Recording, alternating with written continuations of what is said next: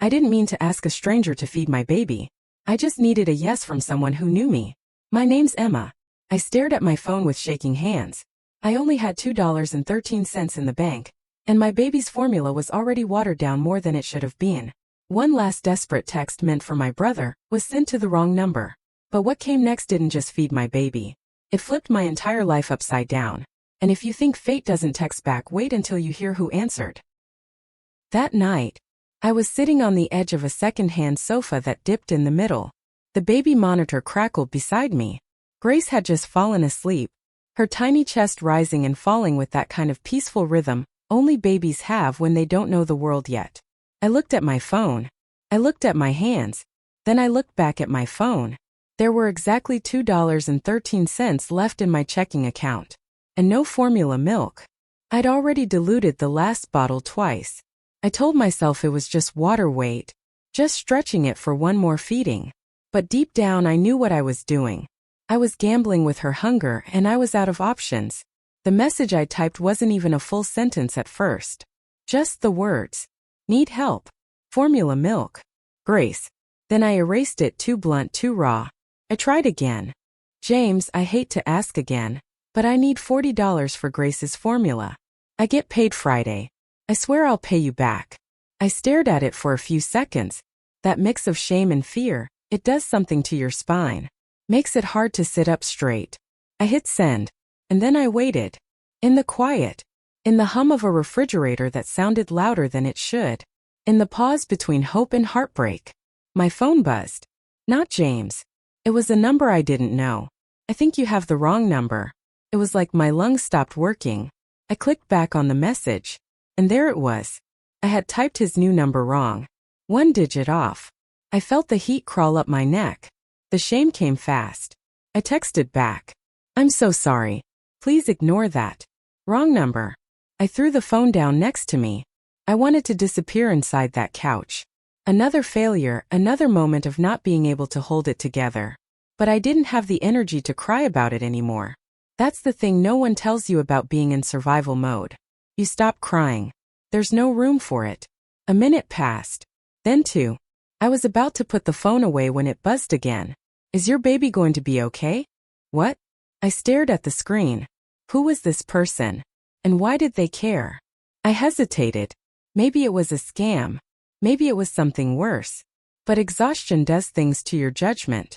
And something about the message felt human. We'll manage. Sorry to bother you. I could help. There it was. That twist in the stomach. No one just offers help. Not without wanting something. No strings attached, he typed. Thanks, but I don't take money from strangers. Smart policy, he replied. Then he added. I'm Ethan. Now I'm not a stranger. What formula does Grace need? That stopped me cold. I hadn't told him her name. But I had typed it in that first message. The one he wasn't supposed to get. I didn't know what to say. Why would he help? Why would anyone? I asked him just that. Why would you help someone you don't know? There was a pause. Longer this time. Then he replied. Let's just say I've been lucky. And I remember what it was like not to be. It wasn't everything. But it wasn't a lie either. I told him the formula. The one Grace needed was expensive. Because of course it was. It was the only kind that didn't make her scream in pain for hours. Colic, they said. But they never gave you a solution. Just a shrug and a sympathetic look. I don't feel right about this, I typed. He didn't push. What's your Venmo? Was all he said next. I didn't know what I expected. Maybe he wouldn't send anything. Maybe he was bluffing. But I sent it. As I didn't have a choice. A few seconds later my phone buzzed again. I opened the app. $400. 400. I blinked. That couldn't be right. I typed fast. This is too much.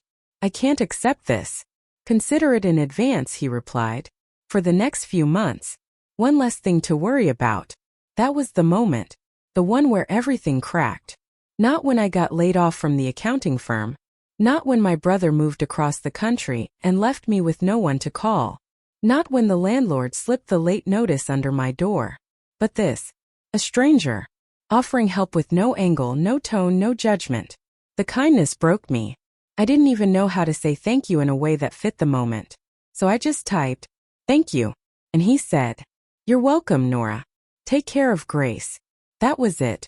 Except hours later, when I was unpacking groceries I hadn't been able to buy in weeks, something hit me. I never told him my daughter's name. Not in the message I meant to send. Not in anything after. But he knew. And suddenly I wasn't just broke. I was afraid. Not because he had helped me, but because a stranger saw more of me than the people who were supposed to love me ever did. If you know what that kind of silence feels like, the silence where you become invisible to the people who should have held you up, then you already understand why I kept texting him back. There's a different kind of tired that lives in your body when your presence only matters in your absence. I used to think being useful would protect me, that if I made things easier for everyone, they'd notice when I was hurting. But the truth is, being useful only made me invisible.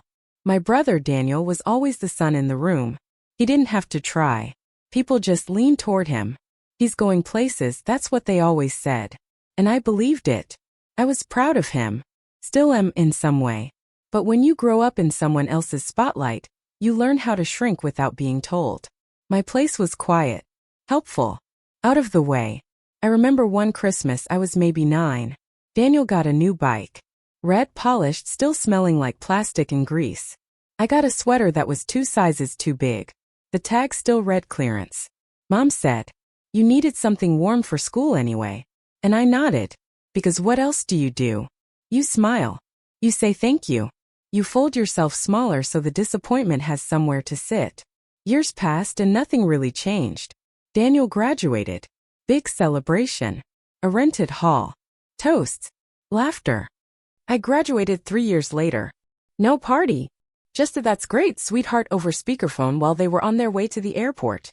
I don't think they meant to forget me. I think forgetting me became easy. When I got my first real job in accounting, I emailed the family group chat. Mom replied 2 days later with a thumbs up emoji. Daniel didn't reply at all. And I remember thinking, this is just how it is now. But I still sent the updates. Still kept trying. Because some part of me believed that if I just worked hard enough, long enough, earned enough, they'd turn their heads one day and say, "You did good, Nora. We're proud." That day never came. When I found out I was pregnant, I sat on the bathroom floor for over an hour, just holding the test like it might change if I blinked enough times. The father left before Grace had a heartbeat. He said he wasn't ready. I said nothing. I knew what came next. When I told Mom, she didn't yell. She didn't ask if I was okay. She just said, "Well, I hope you've thought this through." And just like that I knew. This wasn't a moment that brought us closer. It was another line drawn between us. After Grace was born, I didn't hear from her for 6 weeks. Then a box showed up. 1 baby blanket. 1 bottle of baby shampoo. And a card that said, "Welcome to the hard part." That was it. No visit. No call. Just that. And I accepted it. Because survival demands adaptation. I learned how to carry the silence like armor. I paid rent late sometimes. Skipped meals. Called in favors from people who barely remembered my name. But I never asked Daniel. Not until that night. Not until the fridge was humming louder than Grace's breathing and the bottle was already too watered down. That message I meant to send him, the one that went to Ethan instead, it was the first time in years I'd let myself be that honest. "I need help. I'll pay you back. I just need to get her through the week." Even as I typed it, my body resisted. My thumb hovered over the send button like it knew the price I was about to pay. Because when you've been ignored long enough, asking feels like begging. And pride becomes the last piece of yourself you still recognize.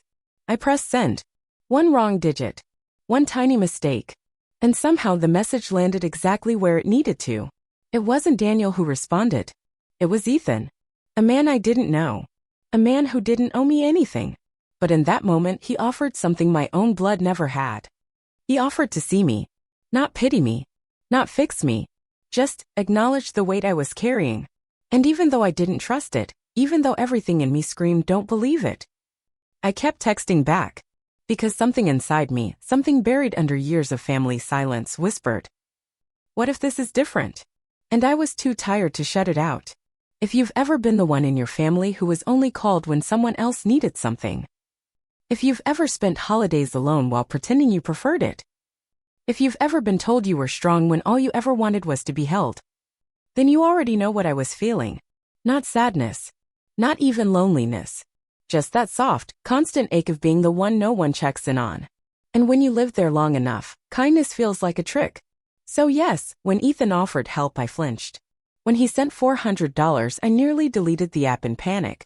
When he typed Grace's name, I felt my stomach twist. Because how could a stranger know something my own brother hadn't asked me in months? And that's when I knew. This wasn't about money. It wasn't about formula. It was about being seen. After a lifetime of being invisible. I didn't know it yet, but something had already shifted inside me the moment I accepted that money. Not because of the amount. Not even because it came from a stranger. But because for the first time in years I let someone help me without apologizing for existing. And that scared me. More than the bills. More than being alone. More than anything. Because once you experience what it feels like to be treated with dignity, to be considered, you start to realize how long you've gone without it. And that realization doesn't come with fireworks. It arrives quietly. Almost shamefully. Like waking up in a cold room and realizing you've been sleeping under thin blankets your whole life. The next morning I woke up early. Grace was still asleep, her tiny fists curled against her cheeks like she was protecting her own softness from the world. I lay there beside her in the half-light of dawn and tried to replay the messages from the night before. Maybe it was a scam, some part of me still said. Maybe he'd ask for something. Maybe there would be strings. Because that's what I had learned to expect. That generosity was always the first step to leverage. That kindness was currency you had to pay back with discomfort. But none of that came. Instead, I got a message. Hope you and Grace got some rest. I have a proposition. Nothing weird. Just professional. I stared at it for a long time. Not because of what it said, but because of how it was said. No pressure. No guilt. Just an offer. I was used to offers that came with shame disguised as favors. From my landlord who once told me, "You're such a pretty girl to be this behind." From a neighbor who once offered to babysit Grace. Then made it clear he expected something in return. But this was neutral. Clean. Unloaded. Felt foreign. I run a tech company. We need someone with accounting skills. Your brother Daniel mentioned you were looking for work. I blinked at the screen. Daniel? Was this a setup? Had he been behind this? My body went cold. How do you know my brother? His reply was instant. You both have almost the same number. When I mentioned the wrong text to our HR team, Daniel recognized it was you. Said you were the best in your class. I didn't put it together until he showed me an old resume you'd sent months ago. I didn't know how to process that. Daniel had mentioned me? Spoken well of me? That didn't fit the story I had been telling myself for years. Maybe he didn't hate me. Maybe he just didn't know how to show up. Or maybe I was still hoping for scraps where there was nothing left to pick through. I stared at the baby monitor, at the tiny chest rising and falling. The job offer buzzed in my hand like a second chance I hadn't asked for. Type. I'd be interested in hearing more. But I'd need flexibility. I have Grace. Childcare is. I didn't even finish the sentence. Ethan's reply came before I could. We have on-site daycare. And flexible hours. Come in tomorrow at 10. I'll tell reception to expect you. Just like that. No hoops. No interviews with gatekeepers. No unpaid trial weeks. It felt too easy. Which meant I didn't trust it. But I also didn't have the luxury of skepticism. Rent was due in 5 days. My fridge was still half empty. I had already run through every backup plan and the couch I slept on was starting to crack in the middle. So I said yes. Not out of excitement. But because I was too tired to keep saying no. The next morning I ironed the only blazer I owned. It was from a thrift shop, faded at the elbows but still held its shape. I tried to scrub the formula stain from the cuff but it only smeared. Grace was fussy. I packed her bag with careful hands. Diapers. Wipes. 2 bottles. The good pacifier, the one she actually used. And then I stared at myself in the mirror longer than I meant to. My face looked older than I remembered. Not in a harsh way. Just worn. Like a page that's been folded too many times. And under that something else. A flicker of dread. Because if this job turned out to be fake, or unsafe, or worse, I'd have no one to call. No safety net. No backup. But then again, I'd lived without safety nets for years. I strapped Grace into the carrier and whispered a promise she couldn't understand. I'll figure it out. I don't know how yet. But I will. When we got to the building, glass, steel, sharp lines, I almost turned around. We didn't belong in a place like that. But then the security guard smiled at me and said my name before I even introduced myself. That rattled me. So did the woman waiting by the elevator, warm smile, perfectly ironed blouse, and the kind of presence that made you want to fix your posture. She led me to the top floor like I wasn't a stranger, like I was expected. I kept waiting for someone to say, "Sorry, there's been a mistake." But no one did. Instead, I found myself in a suite that smelled like real leather and quiet power. The kind of room you step into and immediately feel smaller. Grace slept through it all, oblivious. I sat down on the edge of a too-soft chair and told myself to stay calm, to be careful, to remember that nothing comes free. Then I heard a voice from the doorway. Deep, steady, unexpectedly gentle. "She looks peaceful." I looked up. Ethan. He didn't look like the kind of man who answered wrong number texts. He looked like someone who should have been too busy, too important, too distant. But he wasn't. He stepped into the room like it was a meeting, not a favor. He held out his hand. "Alex, please. Thank you for coming in." I shook it. And for a moment, I felt normal. We talked. About Grace. About the job. About why he responded to that message instead of just deleting it. And then he told me something that broke the air in the room. Yesterday was the anniversary of my daughter's death. She would have been 8. I didn't know what to say. My instinct was to apologize, but the words caught in my throat. He kept talking. Leukemia. 3 years of fighting. The hospital halls. The nights with no sleep. I listened. Because sometimes the most we can give someone is silence that doesn't try to fix them. And I understood in that moment that Ethan hadn't just helped me. He was trying to heal something too. I wasn't just a stranger. I was a second chance to do something differently.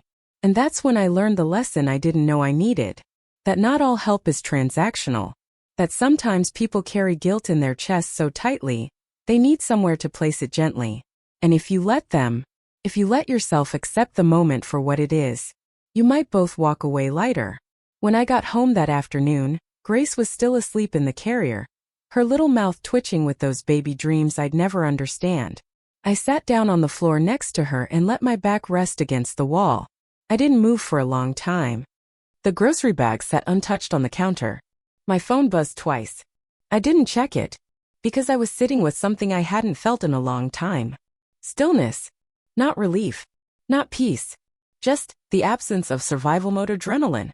And that space, even if it only lasted an hour, was enough to make room for truth.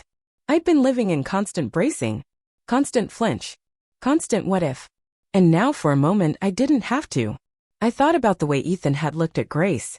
Not with pity, not with discomfort, but with a kind of knowing. He hadn't rushed me, hadn't tried to impress me. He had simply made space.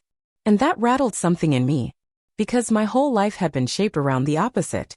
Shrinking, making room for others, apologizing for the space I took up. I thought about the way Daniel used to say things like, "You're too sensitive, Nora," or, "You always expect people to read your mind."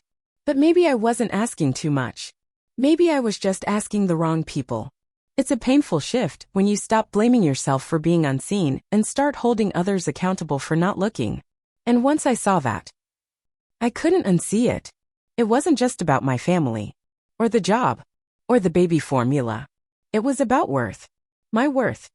Not in some inspirational poster kind of way, but in the quiet, almost stubborn belief that I deserved to be safe, supported, and whole. Even if no one else said it out loud. Even if I had to build it myself. I'd spent years minimizing my own needs, thinking that made me strong. But maybe real strength was letting myself admit I needed help. Maybe it was saying yes to the job without guilt. Maybe it was walking into a boardroom not to beg, but to belong. Because that's what was offered to me now. Not charity. Not sympathy. But an opportunity. And it was up to me to decide if I would take it, or let my old story keep writing the ending for me. I showed up that Monday with everything I owned emotionally wrapped tight inside me. A fresh notebook. A pen with a backup pen in case the first one died. A bottle for Grace. A tiny bag of doubt zipped up so tight I didn't think it would spill. But it did. Not all at once. Just in tiny leaks. Like when Martha met us in the lobby again and remembered my name. Or when Ethan walked me into the office space where I'd be working and said, This space is yours. Set it up how you want. Grace can nap in here too, we'll get a crib brought up. I stood in the center of the room like I was trespassing, because that's what it had always felt like when I succeeded. Like I'd gotten in on a technicality. Like someone would eventually tap me on the shoulder and say, "Sorry, this wasn't meant for you." But no one did. Instead, someone from IT brought over a laptop. Someone else dropped off a welcome packet and offered coffee. And I just stood there. I realized I didn't know how to receive ease, how to absorb dignity without flinching. That first week, I double-checked everything I sent twice. Then again before hitting send. I apologized before asking questions. I brought my own hand sanitizer so I wouldn't touch anyone else's. I made myself small in a room that was already mine. Because that's what people like me do when they've been told too many times that being noticed is risky. But Ethan didn't hover. He didn't compliment or critique. He let me work, which was unsettling and healing. I started sorting through the project files, reconciling accounts tied to their merger with a smaller firm. The work was familiar. Numbers made sense to me in ways people never had. They followed patterns. They didn't lie. But somewhere around day 4, I noticed a sequence that didn't fit. It was small. Almost nothing. A few entries that had been shifted, amounts that had been rounded too perfectly. A whisper instead of a scream. But my body tensed when I saw it. Because my gut had always been loudest in silence. I flagged it. Checked it again. And again. And when Ethan walked in later that day and asked how things were going, I hesitated. But I showed him. And the way his face changed, not surprised, but something else, told me everything I needed to know. He already suspected. This wasn't just a bookkeeping project. It was a test. A search. And I was part of it. "You were right to trust your instinct," he said. Then he looked at me steady. "Keep going. But don't tell anyone." "Not yet." I nodded. Not because I understood, but because for the first time in months I felt useful. Not tolerated. Not pitted. Valued. And that quiet shift, from survival to purpose, it did something to me. Something I didn't know I needed. That night, after Grace had fallen asleep and the building was quiet, I sat in the middle of my borrowed office, the glow of the monitor soft against my face, and stared at a spreadsheet that had just confirmed something I didn't want to believe. Someone inside the company was hiding money. Not a typo. Not a lazy math mistake. This was deliberate. Small shifts across multiple accounts. Enough to seem innocent if you didn't know what to look for. But I did. And that realization carried a weight I wasn't sure I was ready to hold. Because if I said something, I'd be involved. If I kept going, I might find names I recognized. And suddenly, the safety of this new world, the soft carpet, the quiet rooms, the crib they brought in for Grace, felt temporary. Like I just now stepped onto the real edge of the story. I closed my laptop, picked up Grace, and went home. But my mind didn't quiet. Because somewhere between the formulas and the silence, I realized something had changed. Not just in the job. In me. I was no longer asking for permission to exist. I wasn't explaining myself before I spoke. I wasn't shrinking in the presence of authority. And people were responding. Not by punishing me, but by trusting me more. And that cracked open something I'd locked up a long time ago. Maybe it was never me who was too much. Maybe the world had simply trained me to believe that making things easier for everyone else was the rent I paid for being here. But not anymore. Because now I was sitting at a table where my insight mattered. Now I was holding evidence no one else had seen. Now I was part of a story bigger than desperation. And I wasn't backing away. I thought about all the times I had softened my voice to avoid being called difficult. All the times I said it's fine when it wasn't. All the days I worked through lunch so no one would think I was slacking. And I thought, softly but clearly, never again. Because I was learning that survival is not the same thing as living. And living means risk. Risking being seen. Risking being wrong. Risking the discomfort of knowing your power and using it. That was the lesson. Not some grand realization. Not a speech or a breakthrough moment. Just a quiet reckoning, whispered through spreadsheets and sleepless nights. You are allowed to take up space. You are allowed to be visible. You are allowed to trust what you see even when others pretend it isn't there. And that was enough to carry me into what came next. It didn't hit me all at once. Not in some breakdown moment in the middle of the night. Not with tears. Not with shouting. No. The pain I carried wasn't loud. It was quiet. Almost polite. The kind that folds itself neatly into your voice when you say, "I'm fine." The kind that sits at the back of your throat when you volunteer to do the dishes because no one else will. The kind that settles in your chest like a folded letter you never sent because you already knew how they'd respond. That's the pain I lived with. It didn't scream. It made room. And I didn't even realize how much space it took up until someone tried to give me mine back. I remember sitting at the desk, typing a report Ethan had asked for. Grace was on the floor, babbling to her toys like they were old friends. And I caught myself holding my breath, not because I was stressed, but because I'd become so used to waiting for the other shoe to drop. I didn't know how to exist when nothing bad was happening. That's what pain does when it's chronic. It doesn't just sit in your memories. It rewrites your instincts.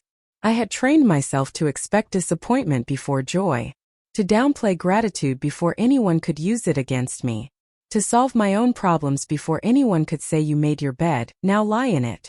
Even kindness felt dangerous, because what if I relaxed into it? What if I started to believe I was worthy of care? What would happen then?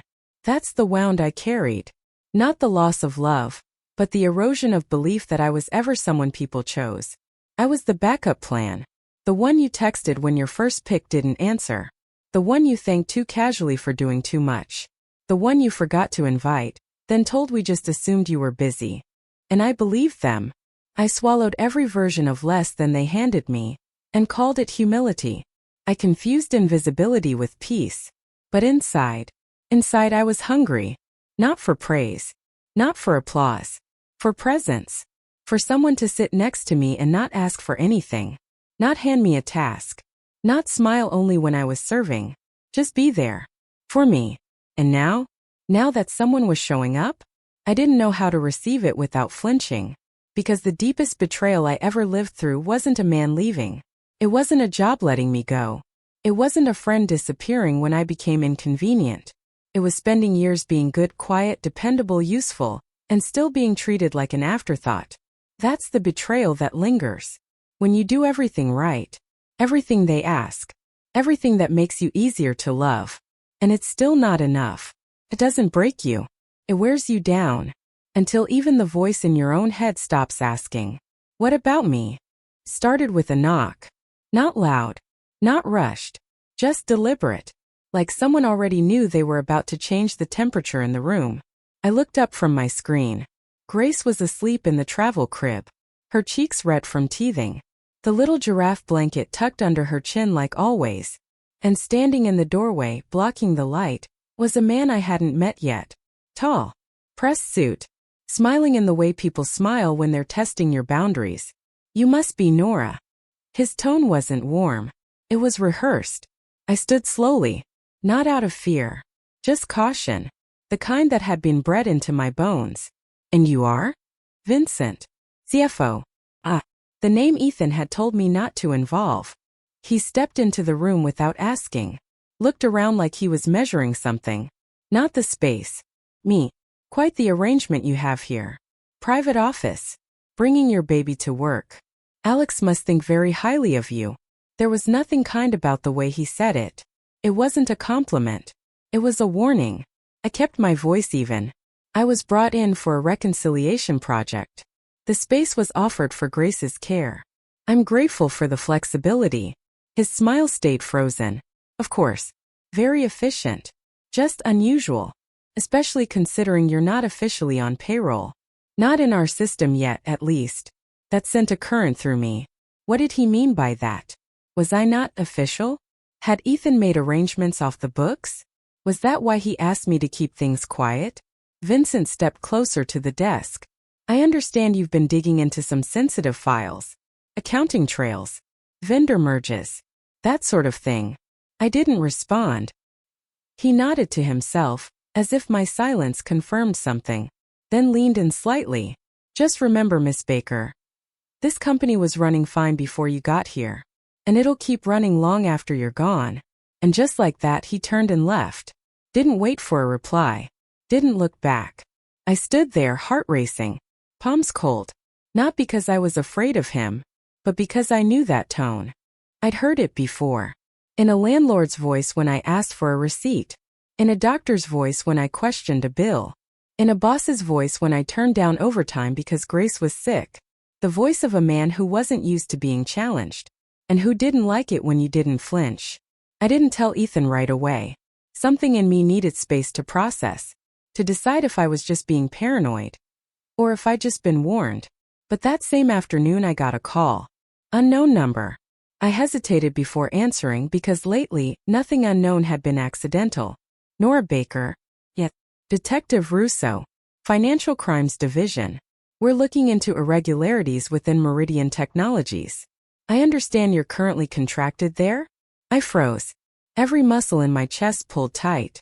Yes. I'm working on a financial reconciliation project. What kind of irregularities are you referring to? There was a pause. We'd like to ask you that in person. Are you available this afternoon? My voice cracked before I could stop it. I have my daughter.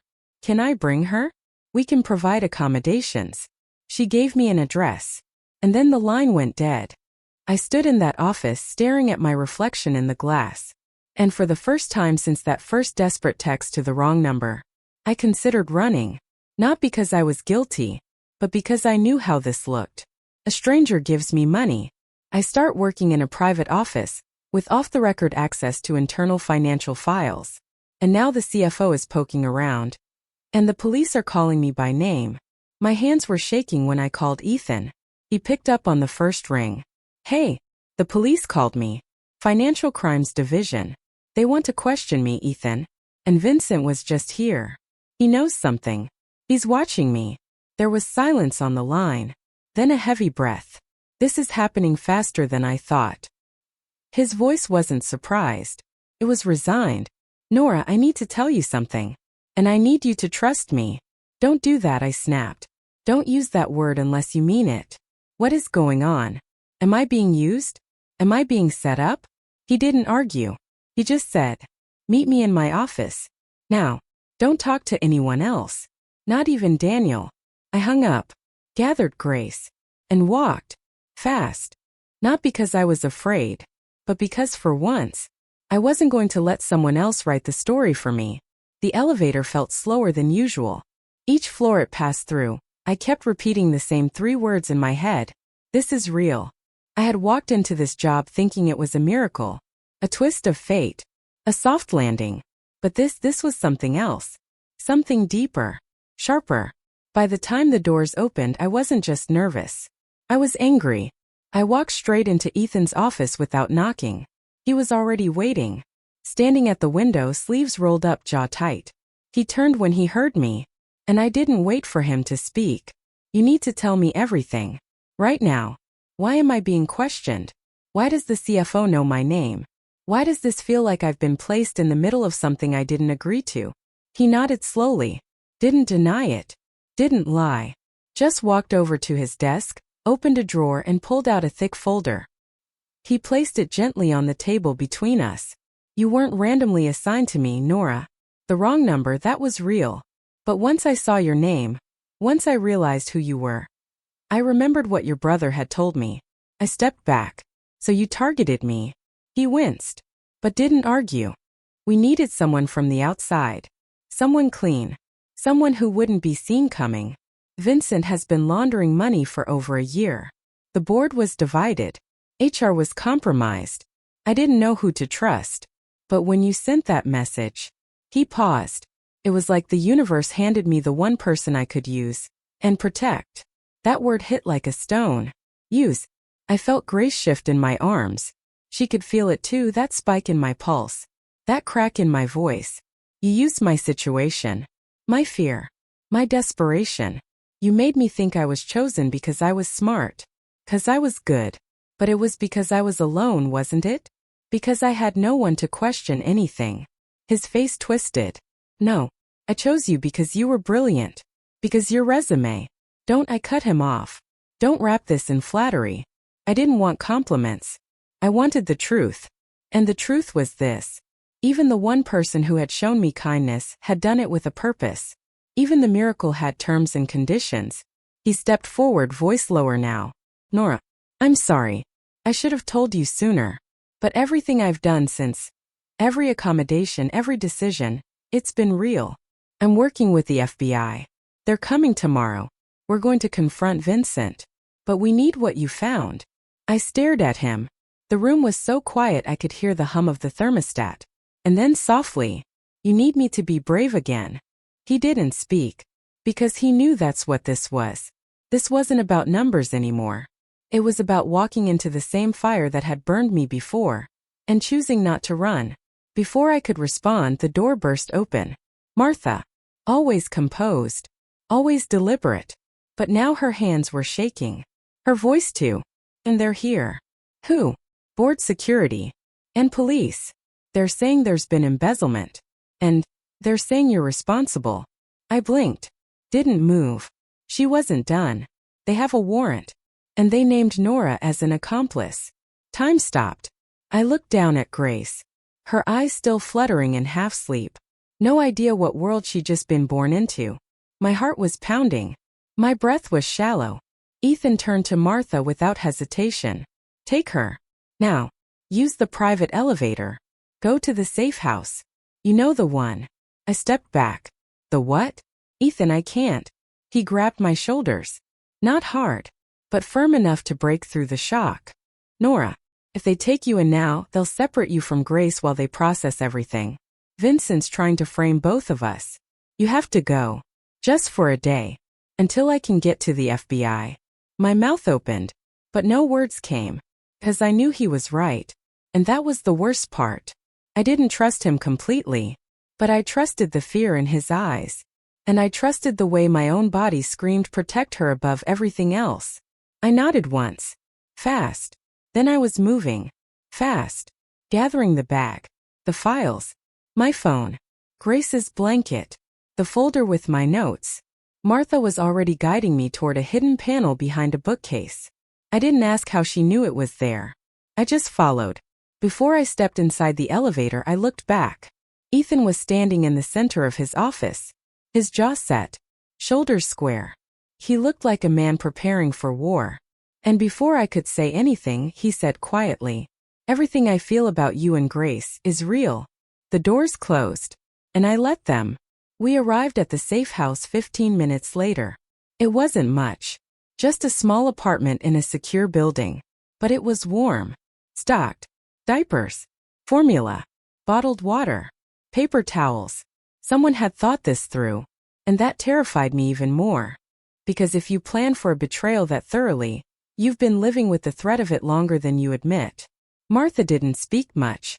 She just moved quietly through the space. Unpacking. Organizing. She paused once and looked at me. And in the softest voice said, "You weren't supposed to be part of this. But you've become essential. That matters." I didn't respond. Because I didn't want to cry in front of Grace. Instead I rocked her. Watched her tiny chest rise and fall. And whispered the only thing I could. "I will protect you. No matter what happens next." That night, after Martha finally left and Grace had drifted into a heavy, dreamless sleep, I sat alone by the window of the safe house. The city lights looked unfamiliar from this angle. Less alive. More like static. I wrapped the baby blanket around my shoulders. Even though the apartment wasn't cold, something in me needed the weight. The soft reminder that I still existed. That I still had a body. That I still had a place to belong. And all I could think was, this is not the life I was raised for. I grew up in a world that taught me to endure. To be polite when I was overlooked. To stay silent if it kept the peace. To confuse sacrifice with love, and silence with strength. We were taught to be tough. Not resilient. Tough. Push through. Suck it up. Don't cause drama. Be useful or be invisible. And I believed it. For most of my life, I really believed that if I worked hard enough, stayed quiet enough, and carried everything with a smile, someone would notice. Someone would say you matter. But modern life doesn't reward quiet women. Forgets them. Unless you're loud, branded, polished, you're filtered out of view. And women like me, women who are soft in private but steal when it counts, we get praised for being strong only when our strength doesn't inconvenience anyone. We don't ask for help. Because help comes with strings. Or shame. Or worse, silence. That's what hit me hardest after I became a mother. No one came running. Not my family. Not old friends. No casserole dishes. No folded blankets. No how are you really? Just text saying let me know if you need anything. As if asking isn't already the hardest part. And the thing is, I don't think it's malice. I think the world we live in now has convinced people that presence is optional. That love can be outsourced. That support can be scheduled. We're surrounded by tools, apps, services, devices, but they don't sit on your floor with you when the baby won't sleep and you haven't eaten in 2 days. They don't look you in the eye and say, you shouldn't have to carry this alone. But somehow a stranger did. A man who didn't know me anything. Who was grieving his own daughter in silence. Who saw me, not because I was special but because I was suffering out loud. And that, I think, is the difference. We were taught to suffer quietly. And now we're drowning because no one can hear us. But Ethan heard me. Because I made a mistake. Because I reached for help, even if it was accidental. And maybe that's the most painful truth of all.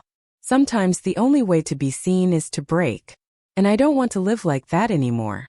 I don't want Grace to learn that love is earned through exhaustion. That value is based on output. That dignity is conditional. I want her to believe that being human is enough. That asking is not weakness. That softness isn't shameful. And to teach her that, I have to live it first. Even if I'm terrified. Even if I'm still learning. Even if I mess up along the way.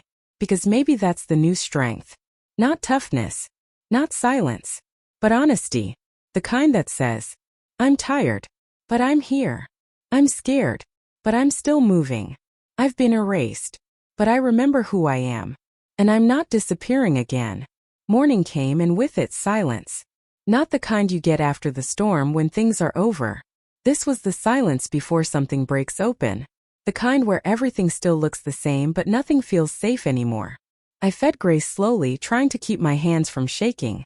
She sucked on the bottle with the soft, determined grip of someone who knows what hunger is. Even if she can't name it yet. And I realized as I watched her, so did I. I knew hunger. Not just the kind that lives in your stomach, but the kind that lives in your spirit. The hunger to be held without condition. To be trusted without proof. To be loved without performing. It's a hunger I had buried under usefulness for so long, I forgot it had a name. And now I was sitting in a quiet apartment, waiting for the phone to ring. Either with an arrest warrant or a rescue.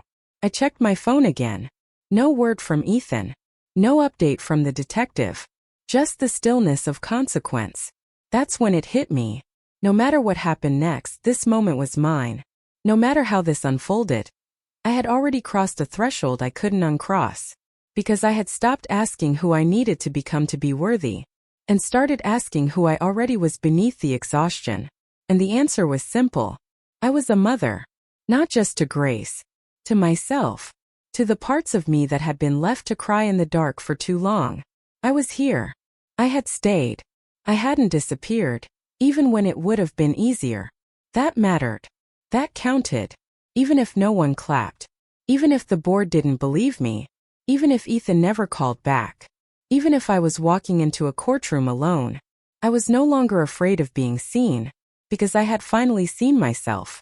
Around noon the knock came. Not hard. Not hostile. Just present. Martha stood in the doorway, eyes glassy.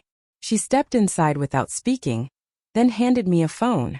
It's Ethan. My chest tightened. I put the phone to my ear and braced. It's done. That's all he said at first. Then slowly. The board saw everything.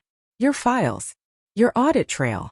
Vincent tried to pin it on me in front of them, but when you didn't show when he realized you were gone, he cracked. The FBI was listening. They took him out in cuffs 20 minutes ago. I didn't move. Didn't speak. Because part of me had still been waiting for betrayal. And now that it didn't come, I didn't know what to do with the space it left behind. He kept talking. You're clear. They won't come for you. Not now. Not ever. You did more than anyone else in that building had the courage to. Silence filled the room. I closed my eyes. And felt still. Not euphoric. Not relieved.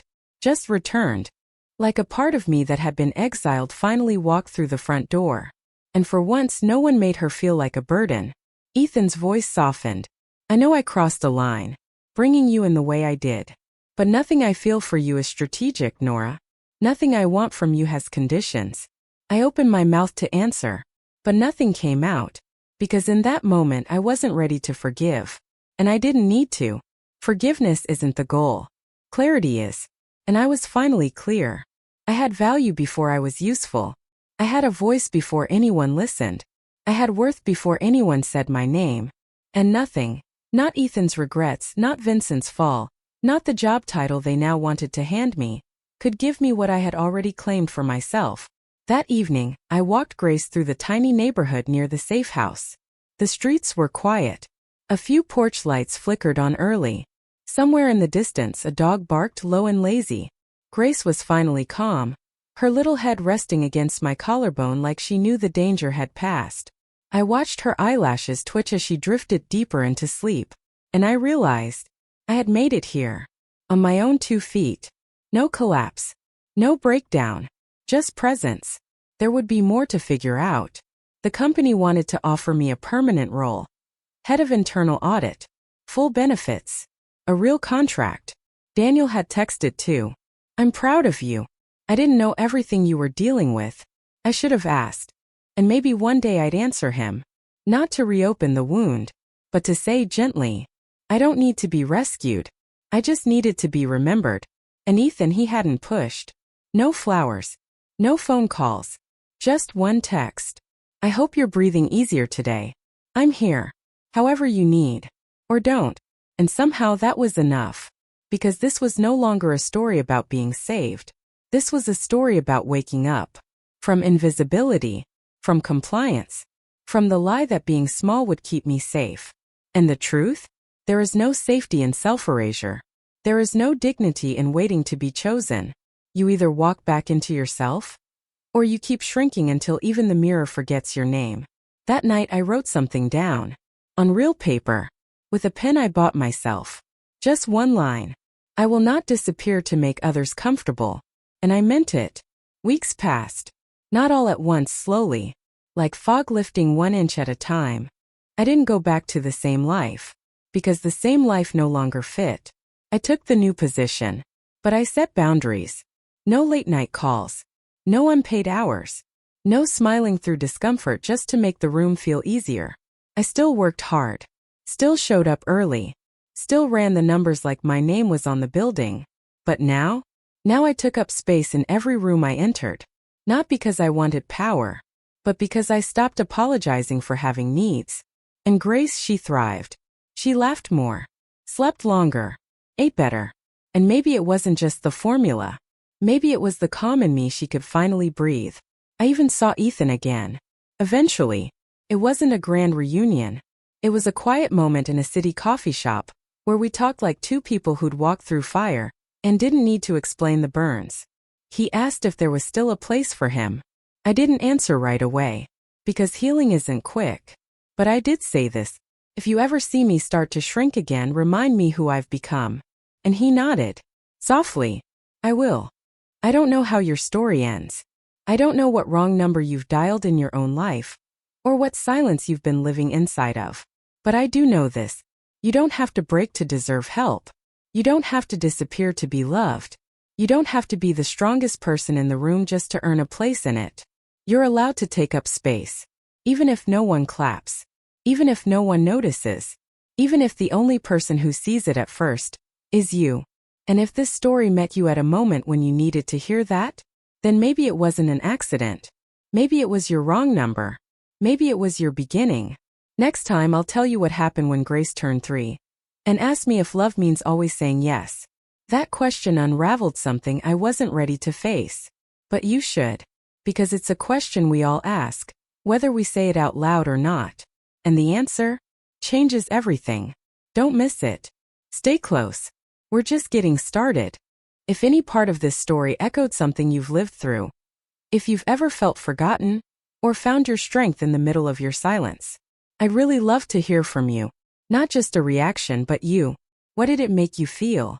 What did it remind you of? Have you ever sent a message you didn't mean to, and ended up somewhere you were meant to be? Leave your thoughts in the comments. Your story might be exactly what someone else needs to read today. I'll be there. Quietly reading, listening, just like someone once did for me.